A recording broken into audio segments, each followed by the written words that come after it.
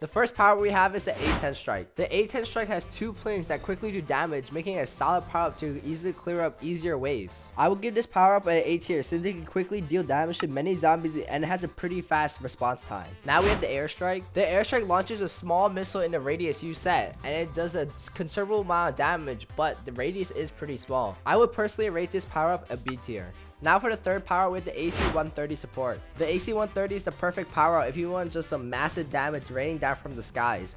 It is a great power up and I will rate this an A tier above the A10 Strike. Now we have Cash Crates. Cash Crates is a very easy power up to use. All it is just it drops 1,500 cash down on the ground. It is a great power up. I would rate this an S tier because this allows you to farm so much easier in the beginning game. It's just a great power up. Now we have the Cryo Blast. The Cryo Blast launches this beam that does 4,000 damage in total and freezes everything in it. This even includes bosses, but only for a short duration of time. I would rate this power up a B tier. I don't really see that much of it being used, but it's definitely better than the Airstrike. Now we have the Golden Zed. The Golden Zed has a grand total of 50,000 HP and it does a massive amount of DPS to many enemies along the path.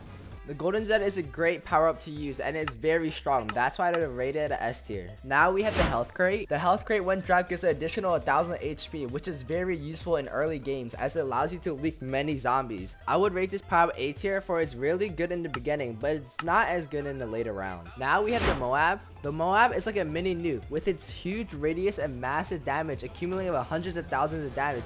It can effectively kill many weaker bosses and effectively dealing massive amount of damages to higher level bosses. That is why I would rate this power up S tier. Now we have the Nuclear Missile. The Nuclear Missile is an amazing power up. Once you use it, it takes a little bit for it to finally launch, but it does massive amount of damage and killing almost every enemy on the whole map. The Nuclear Missile is easily getting an S tier rank for its amazing amount of damage and its huge range. Now we have the Raptor Storm.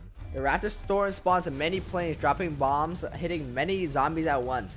It's a really great power up to sweep many zombies on the map, and that is why I would rate this an A tier, for I think there are other pops that are much better than this. Now we have the Recon Drone. The Recon Drone unstealths all stealth enemies. And yeah, that's really all it does. It just keeps spinning and spinning around the map.